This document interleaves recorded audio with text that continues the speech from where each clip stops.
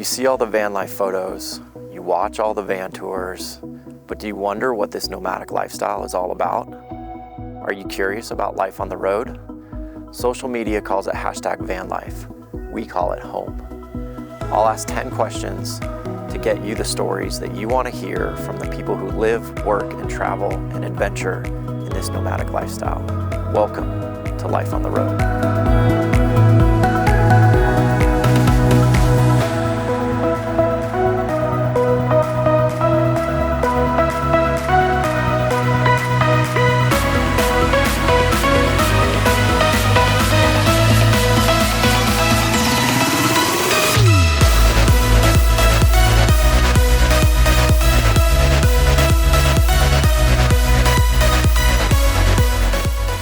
Cheers. Cheers, man. Yeah, this is amazing. Thanks. I appreciate this. Thanks for having me. Yeah, of course. Welcome to another episode of Life on the Road, where I ask 10 questions to get you the stories that you want to hear about his life on the road. Welcome, Chris. Thank you. Thank you. Yeah, this is pretty rad. I'm super excited about this one. Beautiful venue. Yeah, like we're kind of switching it up a little bit. Like obviously normal shots are, camp chairs in front of the rig. But because of the environment that we're in, we kind of were like, wow, let's highlight this beautiful view. And Beautiful so Sedona. we're chilling on top of the bus today to start this interview. So yeah, it's a little unusual, but I think it looks pretty good. I love it. I'm happy with it. This is one of my favorite views in the country. Yeah, like honestly. you've been here a lot. Been here a lot. Spent a lot of time here. So. Many months probably in this exact same spot if you add it all together. Yeah. Which I love now that we're getting this view for you, which is pretty cool. So, as we always start, tell us your name, tell us where you're from, and how long you've been on the road. Okay. So my name's Christopher Ives. I'm originally from New England. Okay. But I pretty much right after high school, I left. It was kind of the small town where you appreciate it when you're older. Yes. But as a kid, you're like, there's nothing to do get here. out of I got to here. get out of the country. You know? Yeah. So nowadays I kind of call home Denver, Yes. the Denver area, Okay. the center of the country. Yep. But And then, that's changed a lot. And then I've been on the road now since basically right after I finished college. Okay. So I went studied at University of New Hampshire, and then just started traveling like immediately after that. Yeah. At first just with like a backpack, then a backpack and some car, Yeah. and then an SUV, and then a van, and then a bus. So we'll get to all those like specifics and some of your adventures, which are absolutely epic, and I want to hear some of those stories, which I have heard some of those stories, which still blow my mind. But like, if you had, what's the time frame that you would put on your quote unquote life on the road? Yeah, I'm like working on, it's like around 14 years now. Yeah, which is, road loosely. Yeah. Life without like a home, permanent home base. Yeah. So no, I would yeah. completely describe that as life on the road. I mean, the show is specifically tied to potentially maybe van life in general, because now we all kind of live, most of us, in vans. But like, life on the road as a nomadic traveler is kind of the concept, and you fulfill that to a T, like very much so. So, all right, it's time to learn about your life on the road. Question 1. What was the beginning moment, cause, or inspiration to live your life on the road? Yeah. There's like, I think there's a little bit of a like cliche answer, and then there's kind of like the real moment. Yeah. The cliche answer is probably when I read On the Road, Jack Kerouac. Nice. I don't remember what like turned me onto the beats, but like I think I'd always like heard his name in the background. Yeah. I was like, oh, he sounds like me, like traveler. And this was kind of like when I was doing some, like car-based travel and stuff. Okay. So not like really like just kind of getting started in college times and stuff. But like, so what year? It's like 2006, yeah, 2007, something like that. Yes. I just studied abroad for the first time and like left the country for the first time, and I was like, got the travel bug kind of. And then when reading the book, I was like, oh, like that sounds fun. Just like, I haven't been out west yet. I've never been out west. I grew up on the East Coast. Yep. And, but the real time was when in grad school, I decided to part of that grad school program was to kind of go out into the field. Okay. And so I had a family connection in Alaska. Oh, nice. So total other side of the continent. Like, completely changed, different environment. And so I kind of was like, oh, similar environment. I'm going to drive out because I want to have my car out there anyway. Okay. I'm not going to like ship my car to Alaska. Okay. So my girlfriend at the time and I like jumped in the car and totally filled to the brim. I was a little Volkswagen Jetta. Yeah, this story is amazing. And I'd used the car for like, car camping and stuff and little things around New England and traveled around a lot. Yeah, but now you're going to Alaska. But now I'm going to Alaska and I'm going to pop up through the top of New York and take, I think it's the 14 or something. It goes across Canada. Yep. Hit the Alcan Highway and then take that up to Alaska. Holy cow. In a Jetta. Yeah, and I had to be there in like 10 days or something like that. And I wanted to see some things too, so. Yeah. We packed the Jetta full. I had a roof box, little Yakima roof box. Yep. But the back seat was filled with my 27-inch iMac because I couldn't, I had just bought it. It was expensive. Yeah. And I needed it for grad school, so I was like, well, I got to bring my computer. I'm like, I probably can't. I'm not gonna go buy a laptop. So, like the sheer fact that you drove from New England across Canada to Alaska and then back, like I've heard the end of this story, and the fact that you had a 27-inch iMac. People old school like us know what a 27-inch iMac box looks like. Yeah. It's huge. It's much more than 27 inches. Yeah, it filled your entire trunk, I imagine. It was it was in the back seat basically. So like we could recline the seats a little bit, and then we'd put our feet up on the dashboard, and we'd like kind of just smush pillows and like sleep in that way. That is amazing. So during that time, it's funny enough, like that time up to Alaska, and then we drove all around Alaska. Okay. I mailed the iMac home. Thank God. Okay. But from Oregon, so I did drive it all the way down to all the way up to Alaska because it was way too expensive to send it from Alaska. Yeah. Fair enough. So on the way back down, we also slept in the front again, a couple tent times, but it was kind of cold, and you don't want to get eaten by bears. So we were opting for the car a lot. But then, we started, we were like, let's take the long road home, basically, and just zigzag across the country. And I always tell people it was about 2 months in. Okay. And I recommend this to new van lifers or people, even people who aren't going to van life, who just are looking to travel or have felt like pent up in their day-to-day lives. Right. Give yourself 2 months with like no responsibility to the best of your ability. Like where you don't have to pick up the phone and call somebody. There's no like meetings. You don't have to check your email once a week even. Like if you can get a real 2 months, something clicked over in my mind around that time. So I think I was probably still in the Pacific Northwest somewhere 2 months in, and like I just remember thinking that I was like, I know where everything is around me. Yeah. Like I know I have like my light, my one light. Yeah. And I have like my phone. Yeah. And my 2 books. Yeah. And I knew where everything was, and there was some kind of like this feeling of security and this feeling of freedom that came with it. It's amazing. Because after I felt secure in knowing where all my things were, I felt like, I don't know, I didn't have anything like weighing on my mind. Yeah.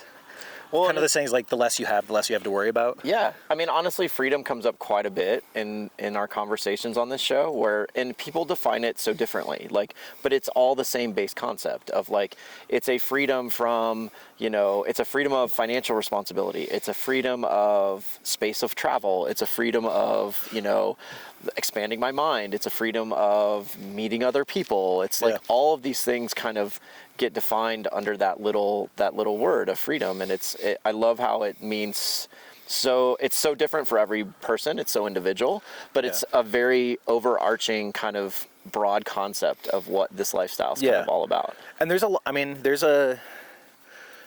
different types and stages and flavors of freedom, like you're saying, and it was that first new taste of where I was like, wow, I've always liked the concept of minimalism, but like I feel like I've hit this threshold now at 2 months where like I've settled into it enough where so you started to feel comfortable in it. Yes. And I suddenly felt that I believed that I could do it. Okay. And at that point, it was almost like the first time I traveled abroad and got the travel bug to want to go back and see other cultures and stuff, that suddenly I was like, well, I don't want to stop this. This is what I want. How can I not stop this? Like, this is my favorite flavor of travel that I've had, my favorite flavor of freedom. Okay. And I just want to evolve into this. Yeah. So that first initial trip, what was that length of time total? Like, by the time you got back to New England, did you go all the way back to New England? Yeah. Okay. So you got back to New England. What was that total length of time? So that road trip was 4.5 months. Okay. From Alaska. From Alaska. I spent a year in Alaska, and it was like 10 days to get out there. Okay. So it was about insane. It was about a year and a half for the whole like Alaska, live in Alaska and back. Back. Okay. Yeah, because I also drove every paved road in Alaska while I was there. Which is insane. Which doesn't sound. I mean, it sounds like a lot. There aren't that many paved roads. Right. But the state is also the same size as like the lower 48. Yeah, exactly. So This state is enormous. Yeah. Well, and the sheer fact that you drove a Jetta all through Alaska is pretty amazing. Yeah. Yeah. Yeah, really amazing. I souped that thing up. It was a TDI, but I had a block heater I got for it because it was so cold. So cold in Alaska. I couldn't start it. Yeah.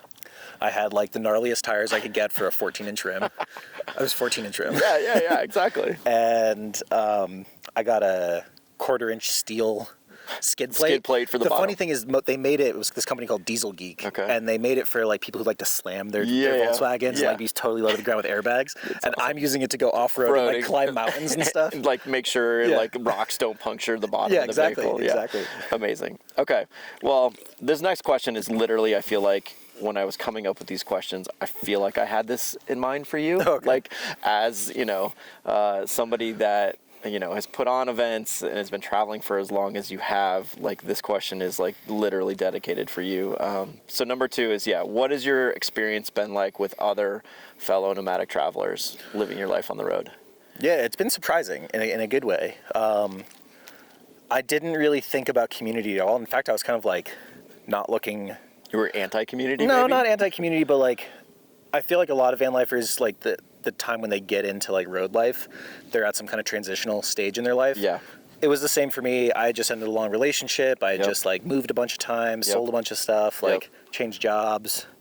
And so I was like, I kind of wanted to be with myself. Seeking that alone time. I was totally fine with like a year or two of just like being out in the forest here, like by myself, soaking up sun, playing with my dog. Yep.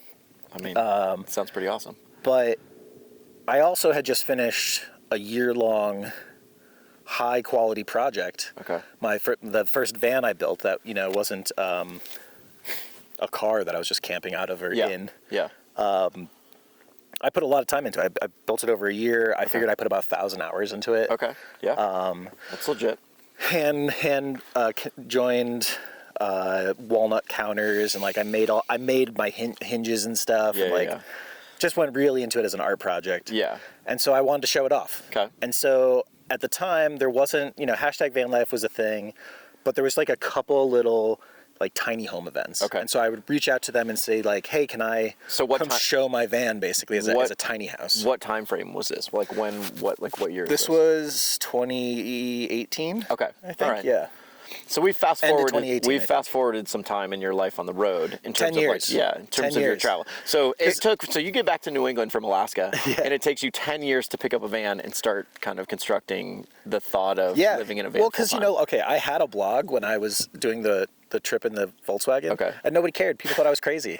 It was definitely not hashtag van life time. So I'm like, you were way ahead of the time. Like, guys, way ahead of the curve. I literally wrote an article. You can still find this. Okay. It's on a website called Travel Dudes. Okay, it's awesome. And it was this. I think it's a German website, and they were like doing alternative travel stuff at the time. Yeah. And so I pitched them on an article idea for 5 tips for sleeping in your car. Okay. And he was like, I don't know if people will be into this.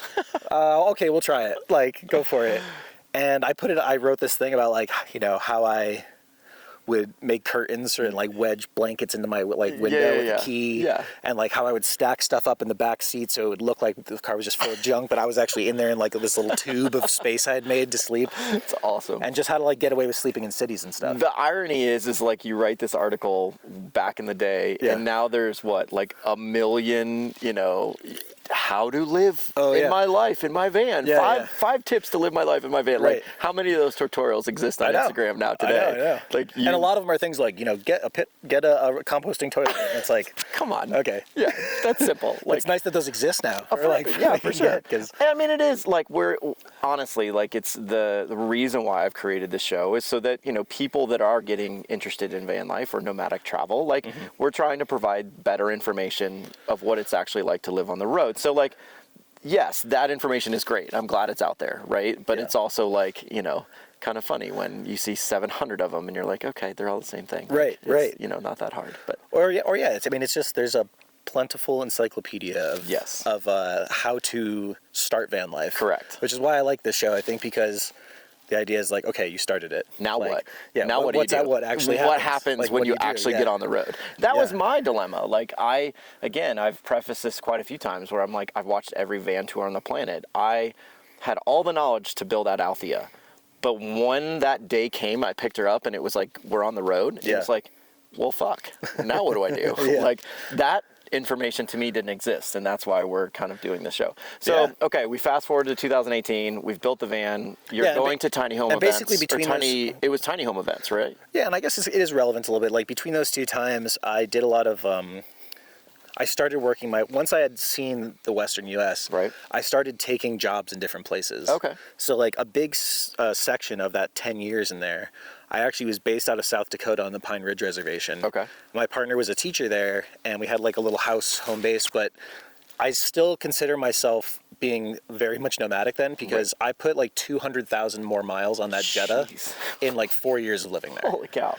And so I had a job as a communications director at a nonprofit, and I would drive approximately like 90 to 100 miles a day for commuting. Work. Okay. And then every weekend, it was 90 miles one way to the grocery store.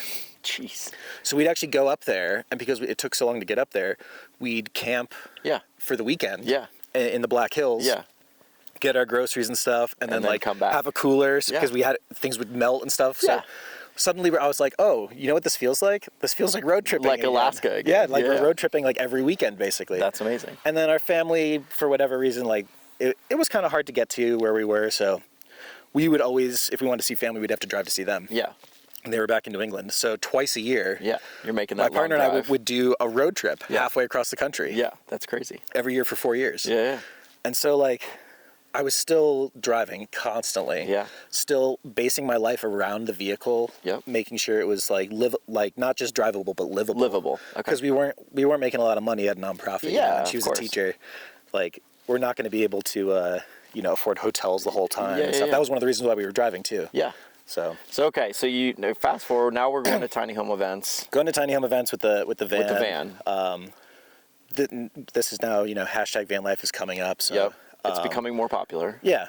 And I'd been used to vans too. Like growing up, my dad was a house painter. So like I was cruising around in vans my whole life. So I was like, and honestly, as a kid even, I was always building forts and like thinking about like, oh, it'd be so cool to have a camper van and like, a Volkswagen bus or something. Yeah, for sure. So this was a long time in the making. Yeah, exactly. And I finally for the first time kind of had the financial ability to not just buy a vehicle, put some money into building it out. Yeah. It'd taken a little while to build that up. And that's why I had the van. I put a lot of effort into it. I wanted to show it off. Yeah.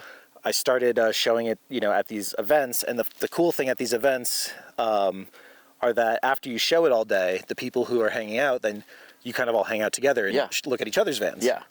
And it was at that time I met a couple friends who I'm still friends with right now. Yeah. We're our first van buddy. Yeah.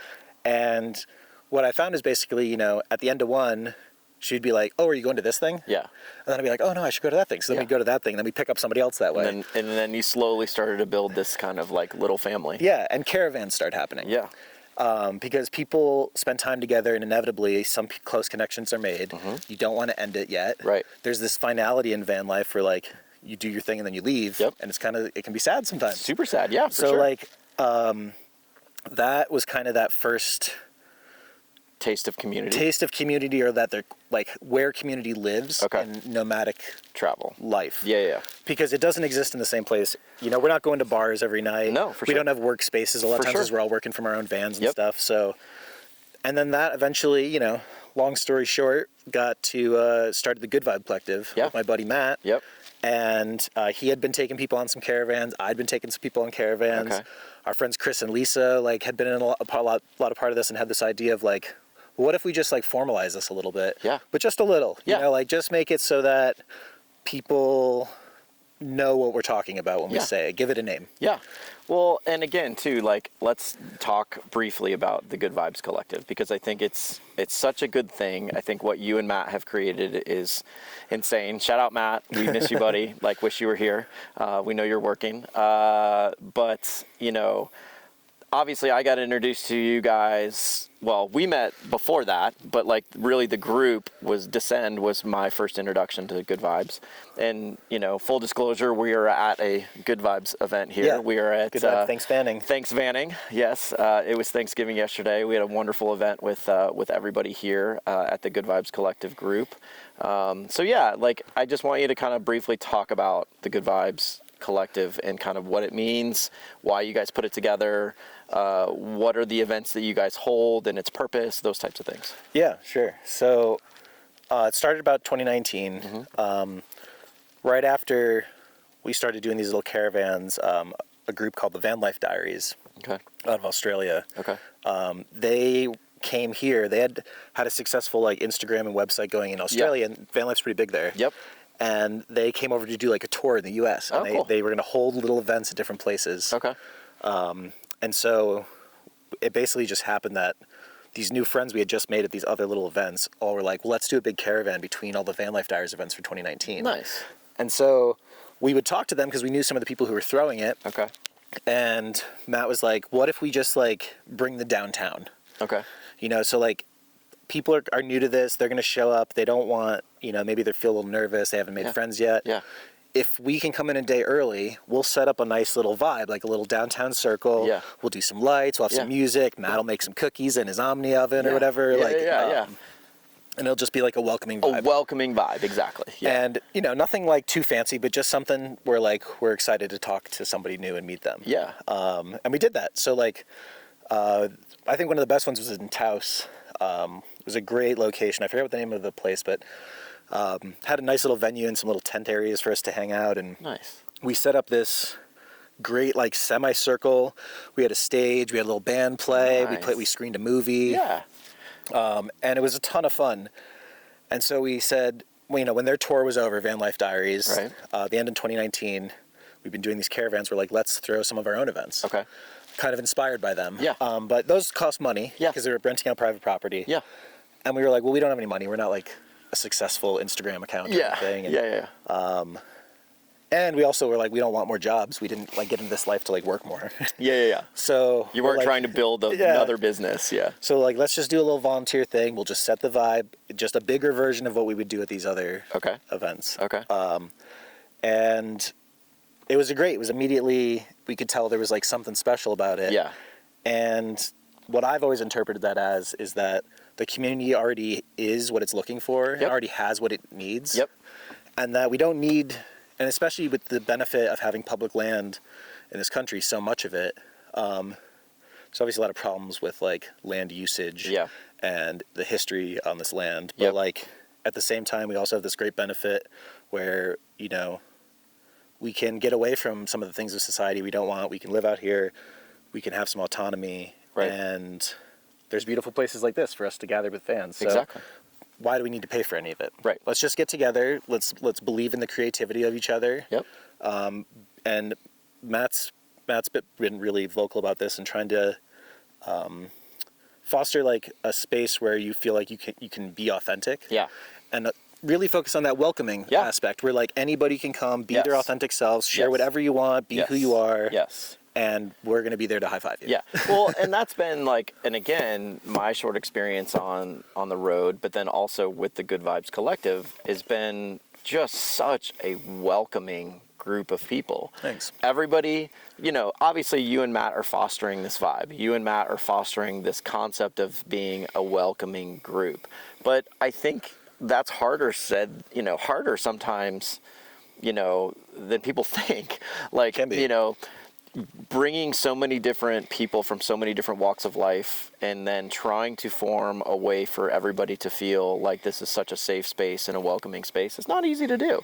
And you know, I've been to, I think, 4 now Good Vibes Collective events, and they all feel the same, which is, you know, kudos to you guys for being able to pull that off. It's you know, and we've been doing it. I've been to, you know, Oregon and Washington and, you know, here now in Arizona. Like, these events are all over, and it always does have such a crazy welcoming, you just be yourself, and everybody wants to just get to know you. You get to make such great friends at these events, and you know, it's really a blessing for this community. And you know, I want to say just thank you for what you and Matt do. So I appreciate that. It's such a good vibe, and we definitely, like, last night was so fun. Like, it was just a great event. Yeah, and it didn't take that much effort, you know. No. Like, strung up behind these cameras. There's some Christmas lights strung up. Yes. Maybe you can throw in a little clip of something. We've got some video taken from last night, so there'll be a little montage of it. It really wasn't that crazy. No, like it took us like what, an hour maybe. Yeah, tops? and a couple people.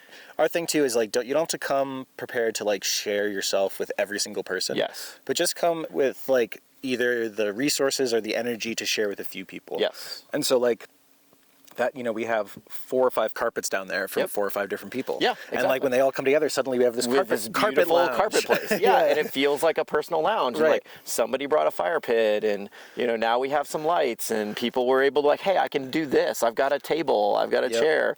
And you bring all these people together that want to just pitch in just a little bit and provide to the community and to provide to this event. And then all of a sudden you have this really rad event, which I think is amazing. And it's really been like that at all the Goodvibes Collective events that I've been to. Like, you know, whether it's like a concert or whether like we're going to play music or whether it's a DJ or whatever it is, big or small, like it always has that same vibe. So yeah, and so that's pretty the thing. rad. I will throw out there that like we do partner with other groups to do bigger stuff. So like that was at Descend. Yep. You know, we went and talked to the guys at Descend and we're like, hey, can we throw an after party? Yeah. And they were like, sure, because like, you know, we don't want to like overtake someone's event or anything. Of course.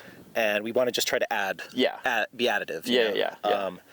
And have everybody be on that. Shout out DJ Aaron for the incredible night at Descend that he played in the after party. He's the nomadic DJ. Yeah, for sure. He really is. For sure. Okay, we're going to move on.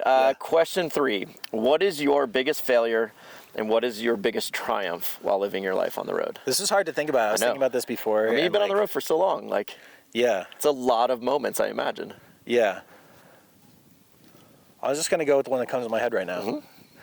It's going to be silly, but I'm a little bit of a silly person. I'm good with that. So like, okay, so it was when I was doing that road trip in the Jetta. Okay. And I got really lucky. We had heard about this place called The Wave. Okay. I don't know if you've heard of it. Oh, so yeah. There's a cover of a Pink Floyd album where they're in this like orange sandstone bowl thing. Yeah.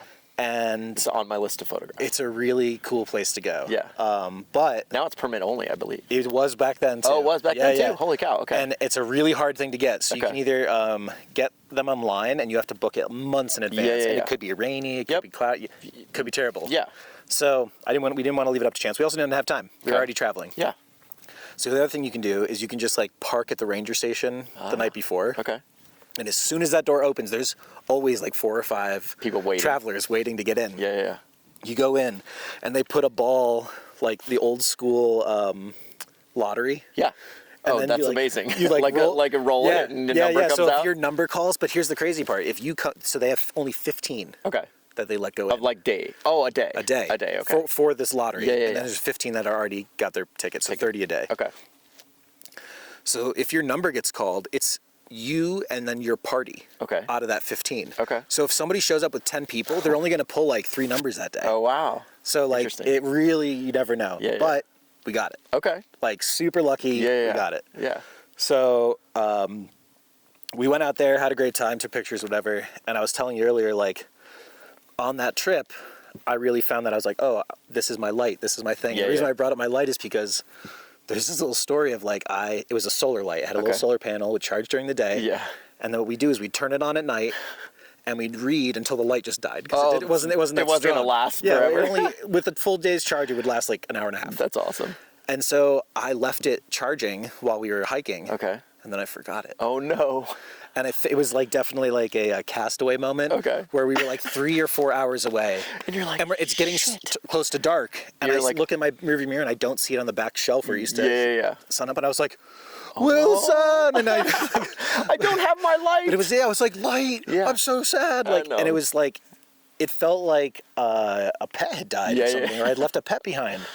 And it was a really interesting feeling. And that's why I kind of bring it up, I think, is the story is that like, your senses of value, I think, change a lot the longer you do this. Yeah.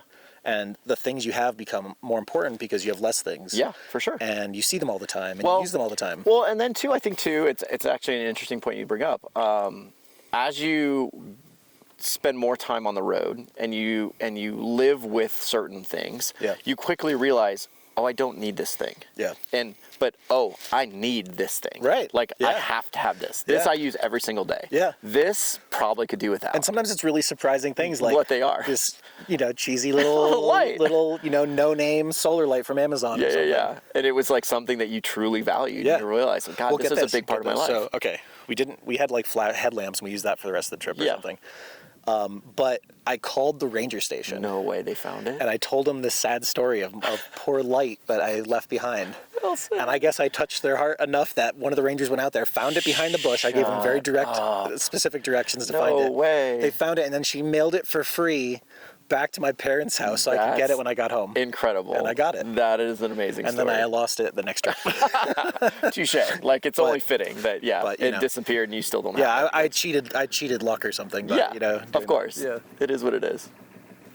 That is a loud diesel engine. It's a loud diesel. That's the same as this bus. But that's his truck. Yeah. Okay. Yeah. You're probably not hearing this, but we're hearing a very loud diesel engine behind us.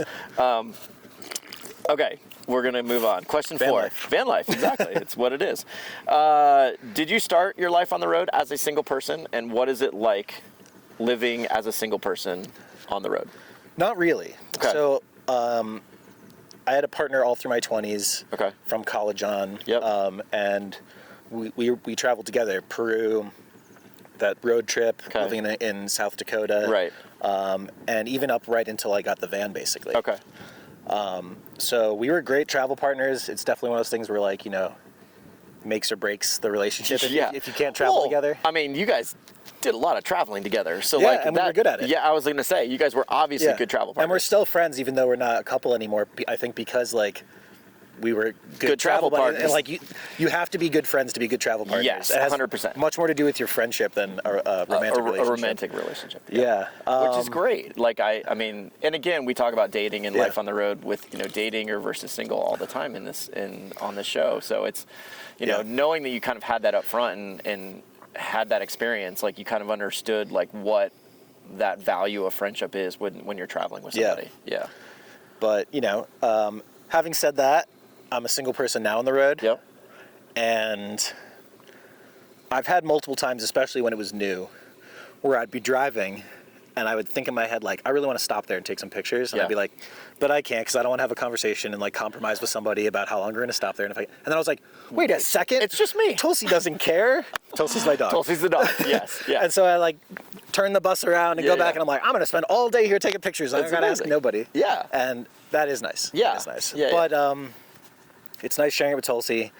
But again, on the other side, there's a really, I think, if you and the person you're with are good travel buddies and good friends, I think it's really, really nice to travel with somebody. Yes. Just to be able to, like, share a beautiful view, share a funny experience. Because sometimes something cool happens to me and I'm like, looking at Tulsi, I'm like, did you see that? And she's like, no. I'm a dog. I'm a dog.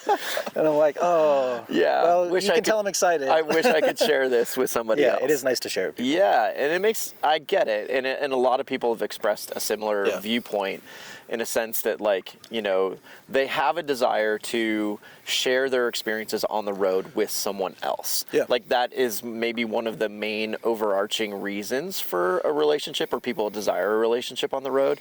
It has nothing to do with safety per se.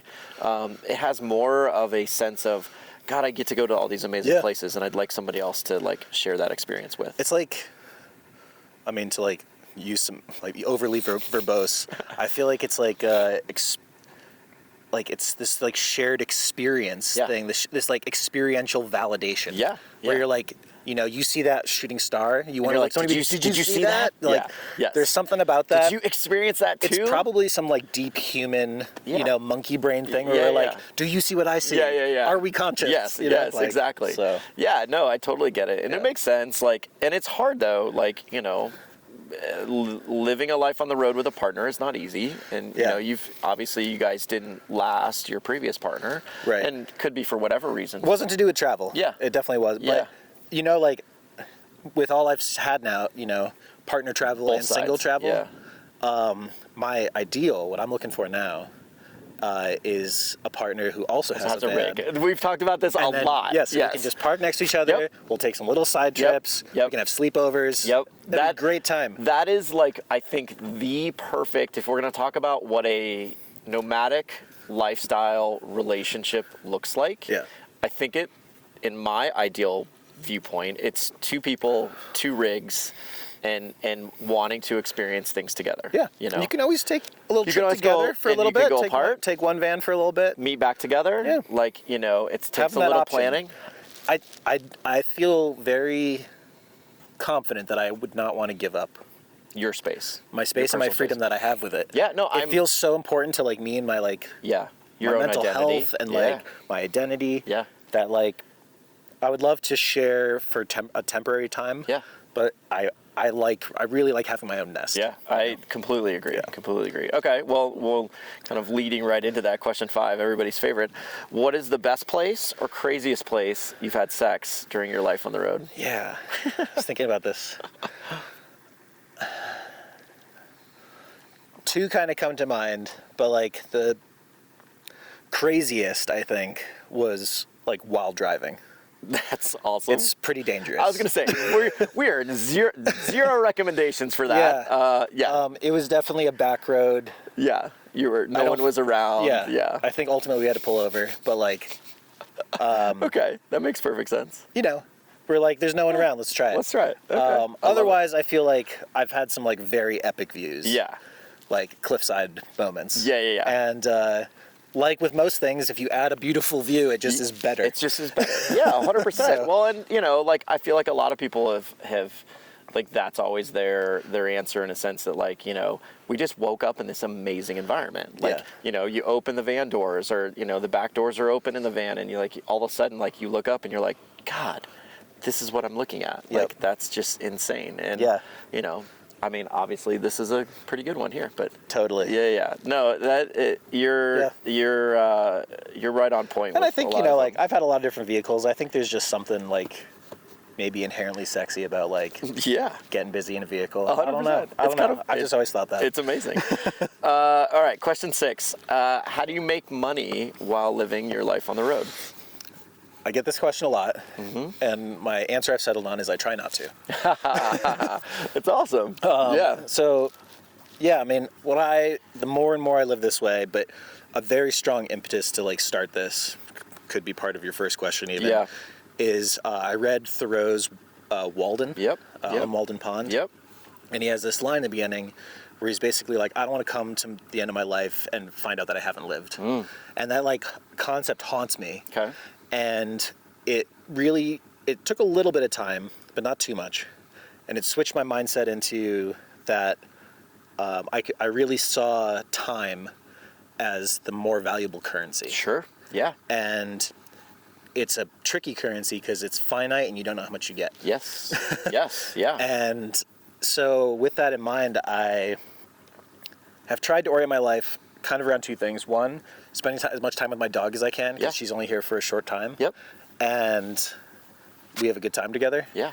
And she deserves it. She's Yeah. awesome. She's amazing. Tulsi's amazing. And the other is just to, you know, prioritize just the experience of being alive, like really prioritizing myself before anything else. Okay. Because I feel like a lot of times like actual money is about like doing things outside of yourself. Yeah. Like I don't actually need money to like sleep. Yeah.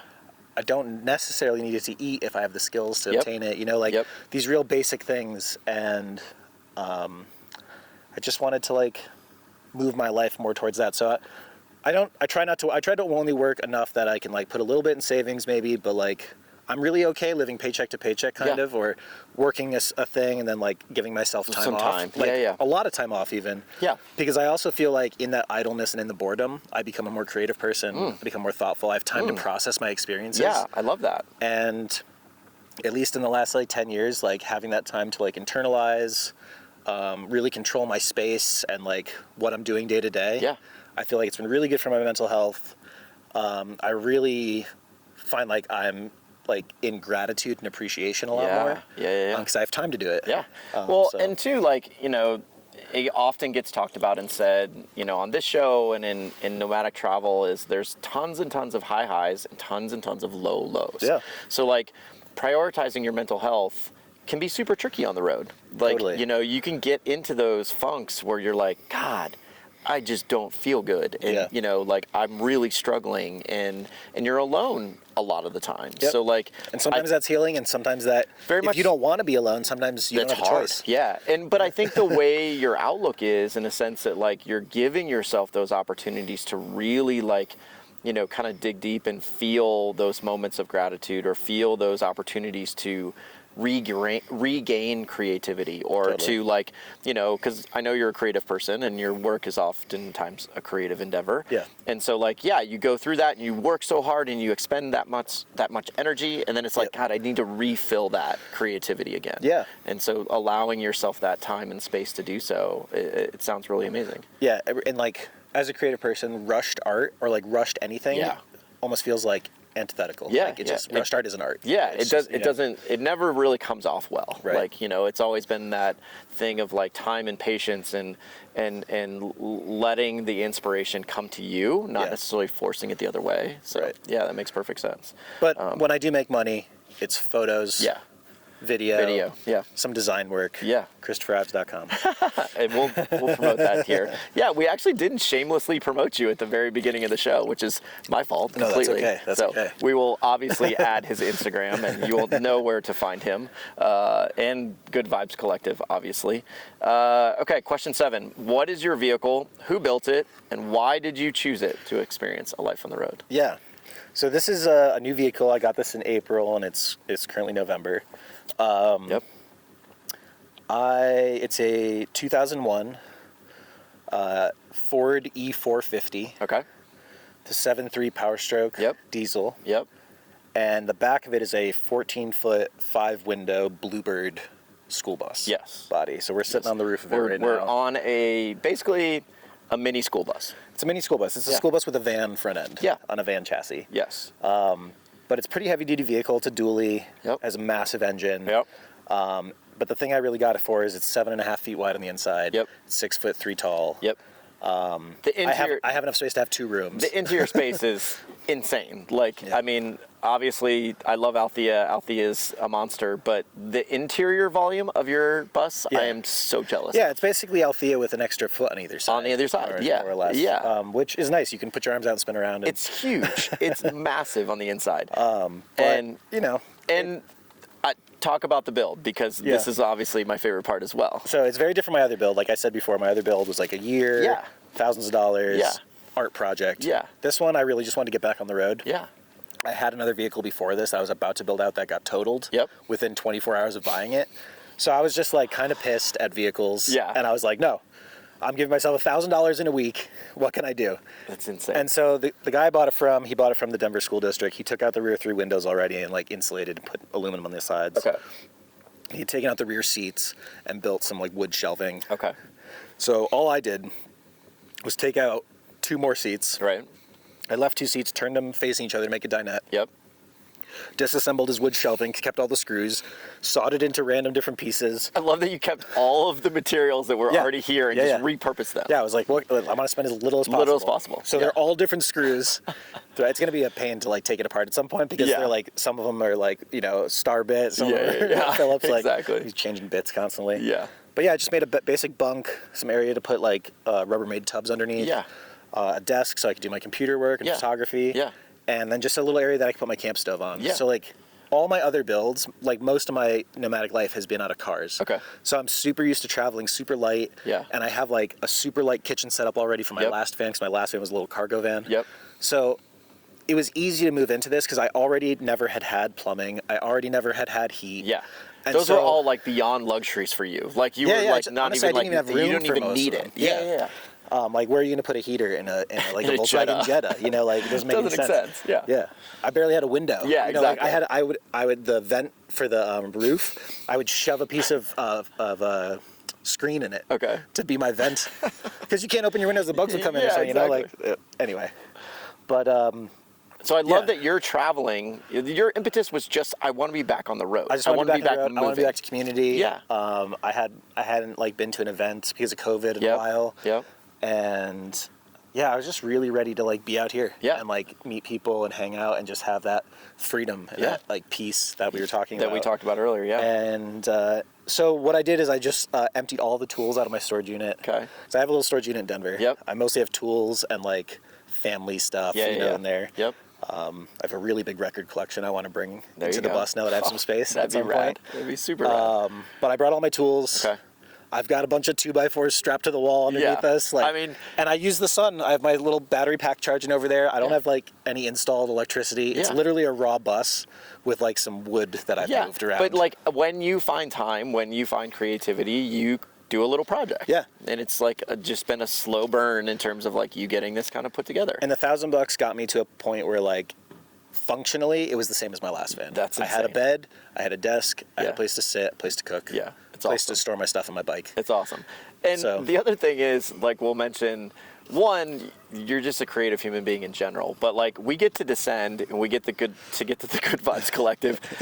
And we built like the crazy tent structure at Sedona Bend with the spare wood in the van, disassembled it all, and then put it back in the van. And you've probably done a project with it since then. Yeah, like, some of it. Yeah, yeah, exactly. Which is to me like absolutely incredible. It's a testament to who you are. I feel like this is exactly who you are, which is amazing. Yeah, and it's like I was saying before, I'm giving myself time. Yeah. I've never had a vehicle this big before. Yeah.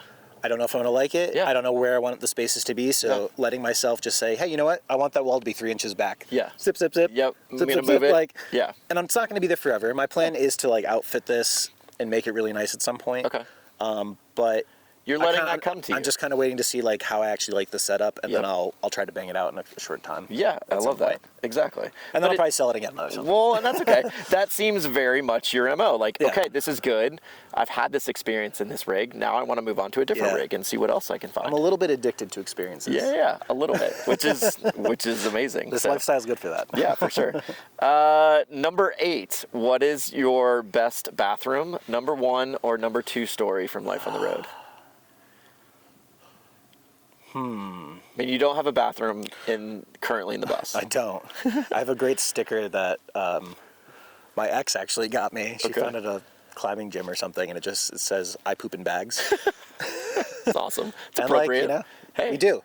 People think it's either a composting toilet or you're digging a nice little pretty hole somewhere with a beautiful view. Yeah, sometimes if you don't have a full build, and a lot of people don't. Yep.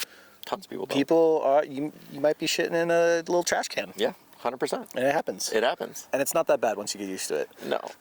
And honestly, like it's a question to kind of be funny. It's a question to be kind of tongue in cheek. Yeah. But it's also a question that like people ask all the time. Like non-nomadic travelers ask, they're like, how do you go to the bathroom? I'm like, well, you go to the bathroom. Yeah, right. Like you find a place to go to the bathroom. Now, I love my composting toilet and I think it's brilliant and genius and I think everybody should have one.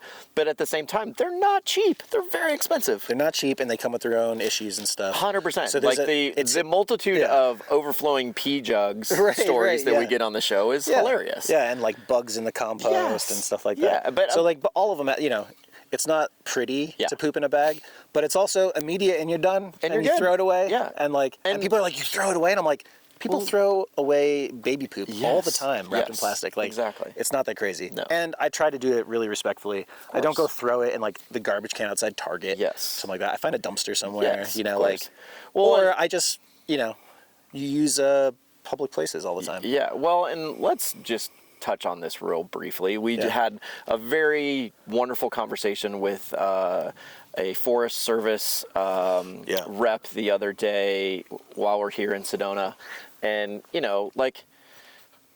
we talked about marketing and advertising how to poop in nature.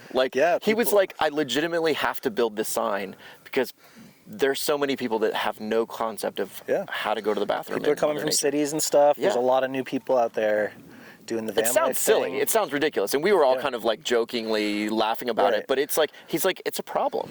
And he's also, the Forest Service is literally having to put up signs. This campsite we're in right now is some spots have been closed this year because of it. Of that, and the other thing is I think, it's different in every environment. Sure. Honestly, out here in Sedona, it's really rocky and sandy. Yeah, you can't dig a hole. You can't dig a hole in most places, and when you can, they always say like 6 inches, and people will dig 6 inches, then go in it, and then have this mound of dirt on top. It's like supposed to be 6 inches from the top of whatever you put in it. Correct. And even out here, you should be like a foot. Yeah. Because the sand's gonna blow away. Some fox is gonna come and dig it up. Yep. Exactly. And it's gross then. It's really gross. Yeah. So the concept of like, going to the bathroom in Mother Nature is like just dispose of it as deep as possible. Yeah, like and just pretend that there's going to be like 1,000 more of you doing the exact same thing this year, and is that sustainable? What you're doing? And what do you want that to look like in a campsite that you truly love? Right. Like, and again, you referenced it a minute ago. This area that we truly love, that you've been coming to for years, is closing down because of these types of issues. Yeah. And it's about respecting these places. It's about treating them as your own, leaving them better than when you came and found them. Yep. It's leave no all trace principles. the leave no trace principles, which everybody talks about, but it's like, do you put this into practice? Yeah, and when's the last time you actually read it and like understood what they were? Yeah. Sure, you're like, oh yeah, leave no trace. Yeah. But like, do you know their thoughts about fire rings? Yeah, exactly. Like that's an interesting one, you know. Like, No, and again, we highly encourage you to, and maybe we'll do, like right here, we'll do the leave no trace. We'll put some resources up there, leave some links maybe in the show notes where people can get some better information about leave no trace and things like that. Yeah. It's just becoming so much more important today because of these places are getting shut down. Van life is booming. There's so many more people getting into this. And just like outdoor industry in general. Yeah. Families are going out in RVs hiking more. Retirees are retiring to camping. The road. Yeah, and we love that. Like we want that. But at the same time, we really, really, really need to be conscious of the environments that we put ourselves in and how we treat those environments. Yep. So, I think it's and so important. A lot of the ecosystems are more fragile than we think they are. Very much so. Yeah, very much so. To really answer your question a little bit, besides the PSA, I love the PSA. Yeah. Giardia is painful. Yeah. I had Giardia. Oh, yeah. That was when I was in a different country. Yeah. But you can get it in the U.S. It's anywhere beavers live, Giardia lives. Okay. And that's no fun. It's gross to the point where it starts becoming silly. But it's no joke. Yeah, it's a lot of stomach pain and a lot of just like liquid will not stay in. Yeah. Well, no fun. No fun. Okay. So there's the answer for There's you. that. Exactly. Stay away from beavers. Oh, it's the best. They make you poop. There you go. All right, last question. Or actually, no, we have 2 questions left. Describe the happiest and hardest moments of living your life on the road. Broad question for you. Yeah, for real. For 14 years on the road, this is, I'm sure, a challenge. But there's a lot of happy moments. I imagine. More than the hard moments, for sure. Okay, well, that's good to know. Because the road honestly feels so healing. It actually feels like when I'm stationary, I want to go back on the road. It feels like I go home when I get when you start to and travel. get on the highway. There's something soothing about like the road hum and stuff. Yeah, that's amazing. The hardest times, I think during COVID and stuff, and when the country's thinking about race again with George Floyd. Yeah. Casually hanging with friends became a lot harder, I feel like, because people had strong opinions about things. Interesting. And I remember feeling, and a couple of my nomad friends had this feeling where there was like, I wanted to go find community, but I was like, kind of had like some like mild PTSD from like having bad conversations with friends over those topics. Yeah. And I remember during like the COVID times that there was a couple times out in the woods where I was like, this is a new feeling. Like I feel alone and I don't want to feel alone right now, but I'd rather be alone than argue with somebody. Yeah. Interesting. And that was upsetting for a little bit because like, I don't know. Then one of the nice things about van life and meeting new people is like, you can keep it kind of like not surface level, like we encourage people to be authentic and stuff, but we, for whatever reason, you just don't get really on divisive topics that much, like because people are focused on the present right now and just like enjoying each other. So that change was a little rough during that time. Because those moments were so present in everybody's mind. Yeah, and it was just like hard to get away from that. It was in everybody's mind. Sure. So I'm really psyched that we're able to have things like this. That we're moving away back into this kind of this space of calm a little bit. But I mean, obviously still there are heavy topics out there. There's heavy moments nothing changed really. Exactly. We Very just got sadly. a little bit used to like where it should live in our minds or something. Yeah. Okay. What was how'd you phrase the question again? Well, your happiest and hardest moments. Happiest and hardest. Yeah. I think The other hardest is a silly one. I'll just throw it out there. That like I felt this when I first started nomadic travel, and I feel it if I've been stationary for a little while and then I get back on the road. Okay. I feel like at least my body gets used to wherever I am, and it suddenly becomes like difficult to find a place, and I second guess myself a lot when I'm like getting on the road. Like, I want to park here, but it doesn't feel perfect, and what if somebody knocks, and I start getting it in my head. Yeah. And there's was a couple times, especially when I was early on the road, where I'd drive for like another hour and a half after I was tired because I was just looking for that like ideal spot. That perfect spot. Yeah. And it was something I had to get over. And every time I'm stationary for like a month or something, I have a couple days of it where like, I call it like, I had a name for it. Letting yourself get acclimated to your area. It was like this, I called it hypernomadia.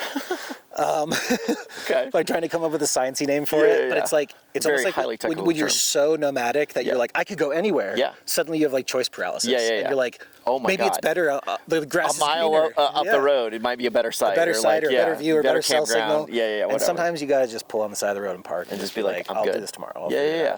Well, and that's the thing is like, there's a lot of two things you've touched on that I think come up quite a bit in these conversations that I've had. Is one, oh wow, he's really low to the ground. Coming in. Helicopter, literally, like you probably was in the wide shot for sure. Two of them. Oh wow, that's pretty rad. Two things that you touched on come up quite a bit in these conversations is if you're going to live a life on the road and you're going to live nomadically, you're going to drive a lot, and you need to learn to love that process. Yeah. And find joy in that process. Yeah. Because if you don't, more than likely your time on the road is going to end pretty quickly. True. I do think of two exceptions though. Okay. I have one friend who, in 2019, they lived in Massachusetts. Okay. They drove out to Idaho, and then they parked their van at a parking in like a campground. And then they loved it there, and then they skied, so then they skied there that winter. Yeah. And then they got a boyfriend, so then they stayed a little longer. Okay. And then like now they're buying property to park the van on, and they've there still you been go. living out of the van since 2019 in the same town, and they've never traveled like. Well, I mean, they've traveled in between a little bit. But yeah, I mean that's rad. so funny though. Yeah. So it does happen sometimes. Like you don't have to drive. You don't have to be truly nomadic. Yeah, and honestly, buying the bus a little bit was to try to slow myself down. Okay. Because you get kind of antsy. Yeah. When you know that you can can hyper go, nomadia. you can go wherever anywhere. you want. Yeah. You're like, maybe I should go anywhere. Yep. And I had a conversation with someone recently, and she said the same thing. She goes, my goal is to slow down. Yeah. Like that's what I would like to do. Easy to like go fast. It's easy to go fast. It's easy to change your environments really quickly. It's easy to go here to here to here to here. And she's like, I'd like to slow down. It's why I said the word like I'm addicted to experiences a little bit. Yeah. Because it really does feel that way. Like I'm sure you've probably been feeling it this year. You're like, I could go to Montana, so I will. I literally putting 25,000 miles on Althea in 6 months has been a whirlwind, and it's been amazing. Yeah. I'm super glad that I've done it, but I have had that sense of like, it'd be really nice to just kind of pace myself a little bit more and find some areas where I can spend more time in one location, those things. But I think that ebbs and flows and it changes, you know, depending on the seasons and so on and so forth. So that makes sense. So I still have to tell you my best time? Or the hardest, yeah. No, I gave the hardest. Oh, you gave the hardest, yeah. So you're happiest. Happiest. I think which the you happiest. touched on it with like driving, which I think you started it, but Yeah, but like there's been some like really euphoric moments. Yeah. Where like it's always usually been the ones that are more present in my mind are in the last few years, but like there was this time near something Canyon in Colorado. Okay. And it was just like the most ridiculous sunset I've ever seen. Yeah. Sorry, and I'm parked up on a ridge. And I had a roof deck at the time in my old van. I had Tulsi up there, and she's chilling, and this like the sky's on fire above me, and I had like the perfect song was on, and like I think I like teared up a little bit. I was like, this is why I do amazing, what I do. and there was nobody around. It was really this like heaven on earth kind of feeling. Yeah. And like it looks like it happens a lot on Instagram, and like it does. Yeah. It actually does. It actually does. I mean, it does. It's not every day. Yeah. But quite a few days. Well, you really do get some of these moments where you're like, holy shit, damn, this is real. Yeah. Like, you know, like. Well, and that literally rolls me into the next question, because obviously, like, you lived on the road way pre Instagram per se, and obviously the last question is, you know, in your own words, define #van life, and then provide a single piece of advice for somebody wanting to live a life on the road. So, okay, cool. I mean, you started to touch on it with this previous story, which I think you hit it. It's spot on. Like, we have the ability to go to these amazing places and see these amazing views all the time. Yeah. So that is very much a part of real life. Now, is it always like that? No. No, and I do think, like, I mean, hashtag van life just feels like, it didn't start this way, but it feels like it's the epitome now of the, like, commodification of the community. Okay. Maybe that's a little bit of a pessimistic view on it, but, like... No, but it's real. Like, it's a valid point. One, a lot of... There's, like... The van community is just as diverse as every other part of the community. Yeah, 100%. Like, there are people who like all different types of things. They're in vans for all different types of reasons. Yeah. Some people have $200,000 vans. Yep. Some people have $2,000 vans. Yep. And, like... and it doesn't mean that one's poor and one's rich or something. It literally is just, like... It's the full spectrum. Yeah. And it's the same thing with people, the full spectrum of people out here. There's people from, like, you know, every ethnicity, every race, every gender identity. Yep. And it's just like a super diverse place. Yeah. And so that, like, hashtag van life kind of makes it feel smaller. Like, it shrinks it down into, like, this, like, idealized bubble. Yeah, this kind of fake perception. Yeah, and unfortunately, I feel like companies do sell it to other people. Yeah. And it gives kind of a weird, false reality. And they also try to sell it to van lifers. Yeah, 100%. And a lot of us get caught up in it in some way or another. Yeah, for sure. So, like... It's honestly why I asked the question. At the end of the day, like, it's kind of, again, like a tongue-in-cheek kind of question, because you kind of know the answer, you kind of feel the answer, but it is very different from, like, prior to living in the van full time. Yeah. Like, you saw all the pretty pictures on Instagram, and you're right, you're getting sold a false sense of maybe what the reality is. And again, it's another reason why I created this show, is so that we could have these conversations, so we could talk about real stories from the road and what it's actually like to live on the road. And it's not that beautiful Instagram photo out the back of a van, though that happens all the time. Right. But yet, there's so many other things and so many other more beautiful things about van life than that photograph. And a lot of time, like, hashtag van life is just... Sorry. Take a cocktail drink, for sure. It is dry here. A lot of time, hashtag van life is just hashtag real life. Yeah. And it's not... Sometimes people do a good job posting that stuff. I think actually people think it's more of a problem than it is. They're like, we got to show you the real parts. No. I'm like, that's what Instagram is for, the pretty stuff. Exactly. I mean, exactly. And that gets said a lot. No one wants to post all the bad moments. And you don't, you know... Yeah, there's no expectation that you're sharing every part of your life with us. Of course. Just show us the good stuff if you want. We know there's bad stuff. Yeah, yeah. Or, like, you should know there's bad stuff if you don't. Well, and that's why we're talking about it, is because there are bad things. There are not even bad. There are hard moments. There are ups and downs. And there's also, like, you know, I've been parked somewhere for 10 days before, just working regular, like, you know, job not stuff. Regular days, like, not a full 8 hour, maybe like a 4 hour or 6 hour day. Yeah. But still, working a day, watching TV on my laptop. Yep. Being disappointed I have to take the dog out, like, just the same shit that's in other people's video, like, you know, lives and stuff in regular, what we call sticks and bricks houses. Yeah. Well, and let's kind of, like, reference that for a second, because whatever your problems are in an apartment or in a home or in your life, getting into a van, those problems will follow you. They will be present. You will still continue to have to deal with them. They might manifest a little differently. But, like, it's all the same things still happen. Correct. Exactly. It's just a small house that you can move around. Yeah. And again, you know, it does provide you a lot of more freedoms, and we've defined freedoms in many, many different ways, which, you know, I think really is ultimately the beauty of van life in this lifestyle. But again, like, you know, it's not necessarily a way for you to run away from some of the issues that you know, are dealing with in real life. You can try. You can try. Many of us do. Yeah, of course. But, you know, if we're, you know, do as I say, not as I do. Yeah, exactly. Like, just know. Yeah, that stuff's gonna follow you. A lot of van life is... There's a lot of proportionally, there's a lot more beautiful moments than I had when I wasn't in van life. Yes. But I think, like, you'll thrive if you're really looking to live full time. You'll thrive if you're not kind of okay, but 100% okay with being by yourself. Yeah. Like, that doesn't scare you. Yep. You got to enjoy being alone. Because there will be a lot of times when you are alone. Yeah. There's lots of opportunities for community. Yep. Goodvibes Collective tries to help with that. Yep. A A lot of alone time. Yep. The other thing is, like, you know, I didn't really think about this until my first van was, what's it going to be like when it's raining for 3 days and I don't want to move? Like, and you can't go outside. And I'm just going to be in this vehicle. Like, how is that going to feel? Am I okay with that? Does that feel comfy or fun or a fun challenge or exciting? Or does it make you feel like you're like, I don't know about that? Because honestly, like, I do tell people, if they're like, oh, you think I should do van life? I'm thinking about it. Most of my time is like, no. Don't do it.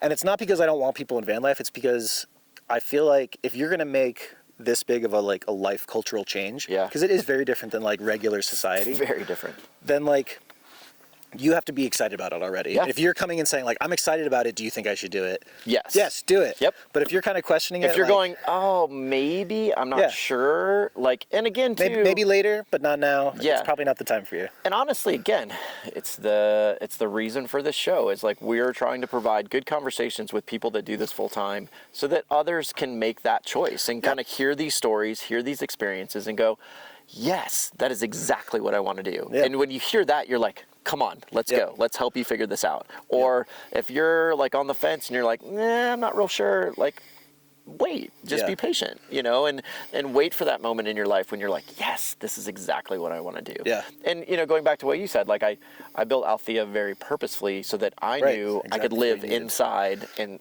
it was functional for me. You know, so those days when it's, you know, snowing forever and ever and I don't want to go outside or raining, whatever, I'm comfortable in the van and can be in there for 3-4 days and live and be happy. So we kind of touched on it. Give a piece of advice to somebody wanting to live a life on the road. Yeah, I'm ready for it. I mean, I was just about to go into it. I was like, oh, that's the answer to this question, actually. So I think a good one is you don't need a van to do van life. There you go. Most of my time was not with a van. Living nomadically, like, you'll get a lot of the same vibes from like grabbing a backpack and like taking the Eurorail around Europe or something, or or whatever. And it's cool to have the stuff. But like, what's also really cool is when you realize that you don't need the stuff and you can still have a good time. And that's like a practice I like to play with all the time. It's like, sure, this is nice, but if I can do without it, then everything else feels like a luxury. 100%. And a lot of the times when I was first starting on the road, it was just me. Like, I would fold the back seats down. I had like a camp pad. I would have to like sit in a weird way. But you know what? Like, I just wanted to get out there and like experience things and do it cheap and like have adventure and like live spontaneously. And like, you need very little to do that. And I think people should do that more because I think people get sucked into like, oh, I need a van, I need to buy something, and the prices are so up right now. Like, don't do it, guys. Like, well, and I think, you know, like, to your point is like, grab your bicycle or something and go. we talk about this all the time, and we're older. We'll say this, we're older in van life, whatever. But we talk to a lot of the young people, especially at like Descend. You know, you're meeting these, you know, young 20-year-olds that are doing this, and God bless them. That's the piece of advice I say. Just do it. Like, you're 20. Go experience shit. Go travel. Go see places that you've never been. Go talk to people that you've never spoken to before, culturally. Go have those life experiences early in your 20s, and then figure out the rest of your life, you know, in your 30s and 40s. We're kind of doing it ass backwards. Well, you've been doing it for a long time. I've been doing it for a long time. I'm doing it backwards, but whatever. It's literally... It's never too late. No, it's never too late, but also, like, if you have the ability in your 20s, just go. Just, you know, have those experiences. And it has nothing to do with the amount of money you have or the crazy rig you built or any of that type of stuff. Like, just kind of take that first step forward. And just start. I'll kind of I'll round that off with like saying that, like, I have a graduate degree in international development. And I was studying sustainability and development, and kind of like the distilled thesis I came to was that there's a benefit to slow development. And again, this was kind of prefaced to my idea that time is this valuable currency, because it's the most valuable. Not to slow down, like, obviously there's a lot of stuff that needs to be done to make the world better. But if we don't do it at the right pace, if we try to rush it, we're not gonna be able to internalize it. We're not gonna catch the mistakes we're making. We need time to reflect. We're not as fast as the computers we use. And we need time to settle into it. Well, we'll use this place that we're staying right now as the perfect example. And it was this conversation with this gentleman from the Forest Service that, you know, this is going to be shut down for a finite time, you know, and I think it was one of those moments where the Forest Service said we need to be able to learn and understand, you know, how this space is being used, why it's being misused, and hopes that in the future we can then start to reopen some of these lands that have been closed. And so I think it's a valid point. You know, it's like, you know, doing something like that at the appropriate pace.